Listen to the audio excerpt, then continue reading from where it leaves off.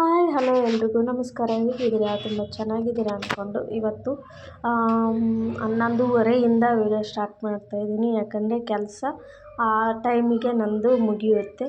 ಹಾಗಾಗಿ ಆವಾಗಲಿದ್ದ ನನ್ನ ಕೈಲಿ ಎಷ್ಟಾಗುತ್ತೋ ನಾನು ದಿನಕ್ಕೆ ಒಂದು ಬ್ಲೌಸ್ ಹೊಲಿತಾ ಇದ್ದೀನಿ. ಯಾಕಪ್ಪ ಅಂದರೆ ಸ್ವಲ್ಪ ನಂದು ಹೆಲ್ತ್ ಕೂಡ ನೋಡ್ಕೋಬೇಕಲ್ವ. ಹಾಗಾಗಿ ದಿನಕ್ಕೆ ಒಂದೇ ಬ್ಲೌಸ್ ನಾನು ಹೊಲಿತಾ ಇರೋದು. ಯಾಕಂದರೆ ಇದು ನಾನು ತುಳಿದು ಹೊಲಿಯುವಂಥದ್ದಲ್ವ.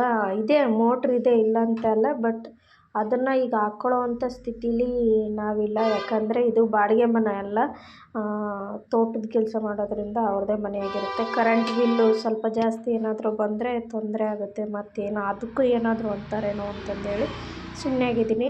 ಇವತ್ತೊಂದು ವಿಷಯ ನಿಮ್ಮ ಜೊತೆ ಶೇರ್ ಮಾಡ್ಕೋಬೇಕು ಅಂದ್ಕೊಂಡಿದ್ದೀನಿ. ಸ್ಕಿಪ್ ಮಾಡಿದೆ ವಿಡಿಯೋ ನೋಡಿ. ಜೀವನದಲ್ಲಿ ಎಲ್ರಿಗೂ ಒಂದಲ್ಲ ಒಂದು ಕಷ್ಟ ಸಮಯ ಅಂತ ಬಂದೇ ಬರುತ್ತೆ.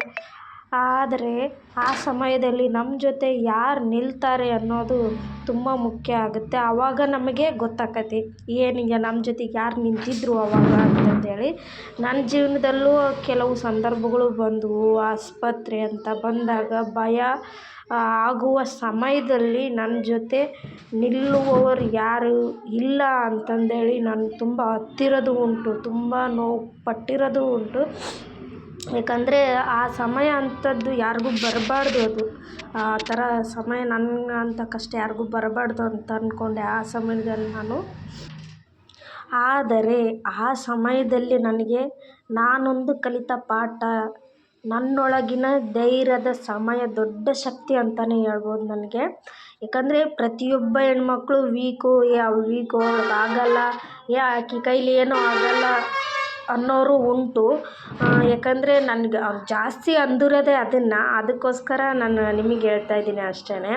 ಇವತ್ತು ನಾನು ನನ್ನ ಜೀವನದಲ್ಲಿ ಎದುರಿಸ್ತಾ ಇರುವಂಥ ಮುಂದೆ ಸಾಗ್ತಾ ಇದ್ದೀನಿ. ಅದನ್ನೇ ಇನ್ನೂ ಬರೋದು ಬರಲಿ, ಅದಕ್ಕೆ ಭಯ ಪಡೋಕ್ಕೆ ಹೋಗಲ್ಲ ನಾನು ಯಾವತ್ತೂ. ಈ ಥರ ಕಷ್ಟಗಳಿಗೆ ನಾನು ಯಾವತ್ತೂ ಭಯ ಪಡೋಕ್ಕೆ ಹೋಗಲ್ಲ. ತುಂಬ ಕಷ್ಟ ಅಂತಲೇ ಹೇಳ್ಬೋದು ನನಗೆ. ಹೇಳೋಕ್ಕಾಗಲ್ಲ, ಅದನ್ನು ಹೇಳ್ತೀನಿ ನಿಮಗೆ, ಸ್ಕಿಪ್ ಮಾಡಬೇಡಿ ವಿಡಿಯೋನ.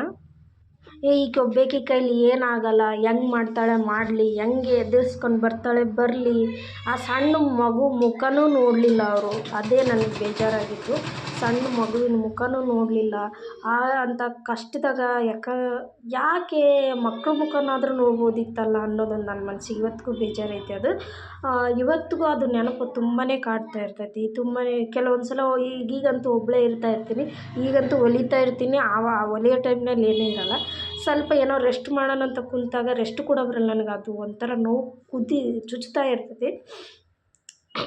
ಏನೋ ಒಂಥರ ಈ ವರ್ಷದ ಮೇಲೆ ಅಂತಂದೇಳಿ ಒಂದು ಬರುತ್ತೆ ಮಕ್ಕಳಿಗೆ, ಅದನ್ನು ನಾವು ಹುಷಾರಿರಬೇಕು. ಸ್ವಲ್ಪ ತಲೆ ಜ್ವರ ನೆತ್ತಿಗೇರಿ ನನ್ನ ಸಂತು ಅಂತ 2ನೇ ಇದ್ದಾನಲ್ಲ ಅವನಿಗೆ ಆ ಥರ ಒಂದು 2 ವರ್ಷ, ಇನ್ನೂ 2 ವರ್ಷ ಕೂಡ ಇರಲಿಲ್ಲ, 1.5 ವರ್ಷದನಿದ್ದ.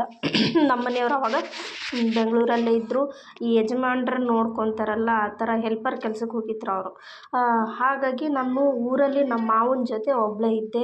ಮಕ್ಕಳು ನೋಡಿಕೊಂಡು ಇಬ್ಬರನ್ನೂ ಹೇಳ್ಕೊಂಡು ಹೋಗ್ಬೇಕು, ತೋರಿಸ್ಕೋಬೇಕು, ಬರಬೇಕು. ಮತ್ತು ಕಡಿಮೆ ಆಗ್ತಿರಲಿಲ್ಲ.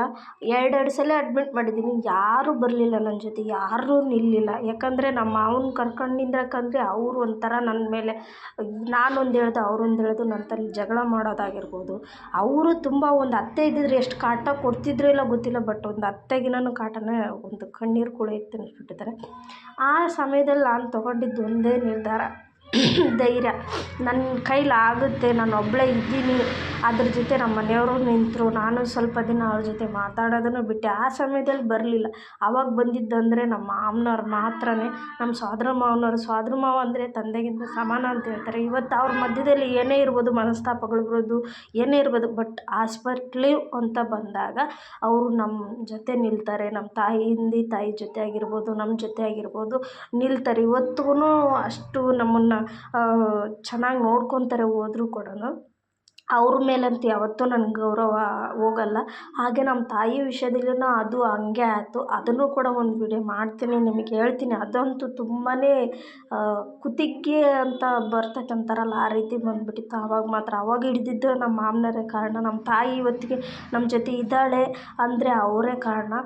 ಈ ಥರ ಕಷ್ಟಗಳು ಪ್ರತಿಯೊಬ್ಬರಿಗೂ ಬಂದೇ ಬರುತ್ತೆ. ಈ ಥರ ಸಂಬಂಧದಲ್ಲಿ ನೀವು ಅನುಭವಿಸಿರ್ತೀರ. ಬಟ್ ಅದರಲ್ಲಿ ನಿಮಗೆ ಒಳ್ಳೆಯವ್ರು ಯಾರು, ಒಳ್ಳೇದು ಬಯಸೋರು ಯಾರು, ನಮ್ಮ ಜೊತೆ ನಿಲ್ಲೋರು ಯಾರು, ಆ ಸಮಯದಲ್ಲಿ ಯಾರು ನಿಲ್ತಾರೆ ಅವ್ರನ್ನೆಂದೂ ಮರೆಯೋಕೆ ಹೋಗ್ಬೇಡಿ. ಅವ್ರು ಮಾತ್ರ ಎಂಥ ಅವ್ರ ಕಷ್ಟ ಬಂದಿರಲಿ, ಏನನ್ನಲಿ, ಒಂದು ಮಾತಲ್ಲಿ ನಮಗೆ ಅವರು ಏನು ಅಂದ್ಕೊಳಕ್ಕೆ ಹೋಗ್ಬೇಡಿ. ಯಾಕಂದರೆ ನಮ್ಮ ಕಷ್ಟ ಬಂದಾಗ ನಿಲ್ಲುವಂಥವ್ರು ಅವರೇ. ನಮಗೆ ಯಾರು ನಮ್ಮ ಜೊತೆ ನಿಲ್ತಾರೋ ಅವ್ರು ಮಾತ್ರ ನಮ್ಮವರು ಅಂತಲೇ ನೀವು ತಿಳ್ಕೊಬೇಕು. ಮಾತನಾಡಿ, ಇಂಥವ್ರ ಜೊತೆ ಮಾತನಾಡಿಲ್ಲ ಅಂತ ಹೇಳಲ್ಲ, ಪ್ರತಿಯೊಬ್ಬರ ಜೊತೆ ಮಾತನಾಡಿ, ಬೇಡ ಅವ್ರ ಜೊತೆ ಮಾತು ಬಿಡೋದು ಬೇಡ. ಯಾಕಂದ್ರೆ ಸುಮ್ಮನೆ ಮಾತಾಡೋದು ಇರೋದು, ಅವ್ರ ಬುದ್ಧಿ ಏನಂತ ಗೊತ್ತಾಗಿರುತ್ತಲ್ಲ ನಮಗೆ. ಆಯಿತು, ಇಷ್ಟರಲ್ಲೇ ಇದ್ದು ನಿಮ್ದು ಏನಿರುತ್ತೋ ಅದನ್ನು ಮಾಡಿ. ಯಾವತ್ತೂ ಧೈರ್ಯಗೆಡಕ್ಕೆ ಹೋಗಬೇಡಿ. ಹೆಣ್ಮಕ್ಳಿಗೆ ಧೈರ್ಯ ಅಂತಂದಾಗ ಹೆರಿಗೆಗಿನ ನೋವು ಇನ್ನು ಯಾವುದೂ ಇಲ್ಲ. ಅದನ್ನೇ ಎದುರಿಸಿ ಬಂದಿರ್ತೀರಂತೆ. ಇಂಥ ಕಷ್ಟಗಳು ಏನು ನಿಮಗೇನು ಇದೆ ಅಲ್ಲ ಅನಿಸಲ್ಲ.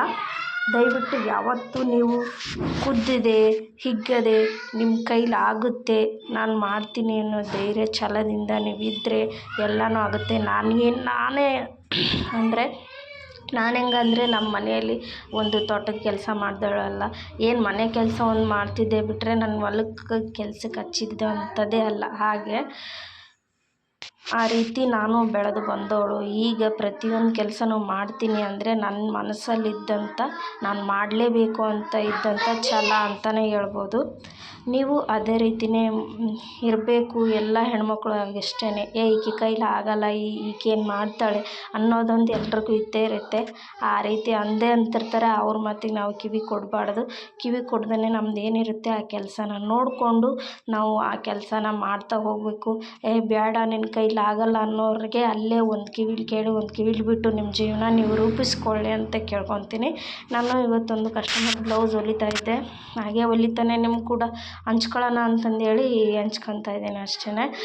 ಈ ವಿಡಿಯೋ ನಿಮಗೆ ಹೇಗೆ ಅನ್ನಿಸ್ತು, ಹೆಂಗೆ ಅನ್ನಿಸ್ತು ಅಂತಂದೇಳಿ ಕಮೆಂಟ್ ಮಾಡಿ ತಿಳಿಸಿ. ಪೂರ್ತಿ ಬ್ಲೌಸ್ ರೆಡಿಯಾಗಿ ತೋರಿಸ್ತೀನಿ ನೋಡಿ. ನಾನು ಹಚ್ಚೋದು ಬ್ಲೌಸ್ ತೋಳಿಗೇನೆ ಹಚ್ಚೋದು. ಅದು ಏನಾಗುತ್ತೆ ಹೆಚ್ಚು ಕಮ್ಮಿ ಆಗುತ್ತೆ ಅಂತಂದೇಳಿ ಸೆಂಟ್ರಲ್ಲಿ ಇಟ್ಟು ನಾನು ಹಚ್ಕೊತ ಬರ್ತೀನಿ. ಪೂರ್ತಿ ರೆಡಿಯಾಗಿಂತ ತೋರಿಸ್ತೀನಿ ನೋಡಿ. ಈ ರೀತಿ ಎಲ್ಲ ಅಳತೆ ಪ್ರಕಾರ ಎಲ್ಲ ಹೊಲಿದು ರೆಡಿ ಮಾಡಿದೆ. ಹಾಗೆ ಇದು ಒಂಚೂರು ಲಾಸ್ಟಲ್ಲಿ ಎಕ್ಸ್ಟ್ರಾ ಬಂದಿದ್ದನ್ನು ಕಟ್ ಮಾಡಿಕೊಂಡು ಇನ್ನೇ ಉಕ್ಸ್ ಹಚ್ಚೋಣ ಅಂದೆ. ಆಲ್ರೆಡಿ 2 ಗಂಟೆ ಆಗಿಬಿಟ್ಟಿತ್ತು. ಯಾಕಂದರೆ ನನ್ನ ತುಳಿದು ಹೊಲಿಯೋದಲ್ವ, ಲೇಟ್ ಆಗುತ್ತೆ. ಹಾಗಾಗಿ ನಾನು ಸ್ವಲ್ಪ ಸ್ಲೋನೇ ಹೊಲಿತೀನಿ. ಜಾಸ್ತಿ ಜೋರಾಗೇನು ಹೊಲಿಯಲ್ಲ ನಾನು, ತುಂಬ ಫಾಸ್ಟಾಗಿ ಮಾಡ್ಕೊಳಕ್ಕೆ. ಯಾಕಂದರೆ ನನಗೂ ಸ್ವಲ್ಪ ಕಾಲು ನೋವೆಲ್ಲ ಬಂದುಬಿಡುತ್ತೆ ಇದು ತುಳಿದು ಹೊಲಿತೀನಲ್ಲ. ಹಾಗಾಗಿ ದಿನಕ್ಕೊಂದು ಬ್ಲೌಸ್ ಹೊಲಿತೀನಿ. ಹಾಗೆ ಹೊಲಿಬೋದು, 3 ಬ್ಲೌಸ್ ಆದರೂ ಹೊಲಿಬೋದು. ತುಳಿದು ಹೊಲಿದ್ರೂ 4 ಆದರೂ ಹೊಲಿಬೋದು. ಯಾಕಂದರೆ ಮನೆ ಕೆಲಸ ಎಲ್ಲ ಮಾಡಿಕೊಂಡು ನಾನು ಪ್ರತಿಯೊಂದನ್ನು ನಿಭಾಯಿಸ್ಕೊಂಡು ಮಾಡಬೇಕಾಗುತ್ತಲ್ಲ. ಹಾಗಾಗಿ ಸ್ವಲ್ಪ ದಿನಕ್ಕೆ 1 ಹೊಲಿತೀನಿ. ಹಾಗೆ ನನ್ನ ಆರೋಗ್ಯನೂ ನೋಡ್ಕೋಬೇಕು ನಾನು. ಹಂಗಾಗಿ ದಿನಕ್ಕೆ 1 ಹೊಲಿತೀನಿ. ಹೇಗಿದೆ, ಹೇಗೆ ಅನ್ನಿಸ್ತು, ಏನು ಅನ್ನಿಸ್ತು ಅಂತಂದೇಳಿ ಕಮೆಂಟ್ ಮಾಡಿ ತಿಳಿಸಿ. ಮತ್ತೆ ಮುಂದಿನ ವೀಡಿಯೋದಲ್ಲಿ ಸಿಗೋಣ. ಎಲ್ಲರೂ ನನ್ನ ಚಾನಲ್ ಸಬ್ಸ್ಕ್ರೈಬ್ ಮಾಡ್ಕೊಂಡಿರೋರಿಗೆ ಧನ್ಯವಾದಗಳು ಅಂತ ಹೇಳ್ತೀನಿ. ಯಾಕಂದರೆ ತುಂಬ ಸಪೋರ್ಟ್ ಮಾಡಿ, ಇದೇ ಥರ ಸಪೋರ್ಟ್ ಮಾಡಿ ಅಂತ ಕೇಳ್ಕೊತ ಇವತ್ತಿನ ವೀಡಿಯೋ ಇಲ್ಲಿಗೆ ಎಂಡ್ ಮಾಡ್ತಾಯಿದ್ದೀನಿ. ಮತ್ತು ಮುಂದಿನ ವೀಡಿಯೋದೊಂದಿಗೆ ಸಿಗ್ತೀನಿ. ನೋಡಿ ಹೇಗಿದೆ, ಹೇಗಾಗಿದೆ ಅಂತೇಳಿ ಕಮೆಂಟ್ ಮಾಡಿ ತಿಳಿಸಿ. ಅದಕ್ಕೂ ಕೂಡ ನೋಡಿ ನಾನು ಬ್ಲೌಸನ್ನು ನೋಡಿಕೊಂಡು ಹೇಗಿದೆ ಅಂದರೆ ಲಾಸ್ಟಲ್ಲೆಲ್ಲ ಚೆಕ್ ಮಾಡಬೇಕು ಕರೆಕ್ಟ್ ಇದೆಯಾ ಏನು ಅಂತಂದೇಳಿ. ಅದಕ್ಕೆ ನಾವು ಲಾಸ್ಟಲ್ಲಿ ಇದು ರೀತಿ ಎಲ್ಲ ಚೆಕ್ ಮಾಡಿಬಿಟ್ಟು ನೋಡಿ ಇಡ್ತೀನಿ.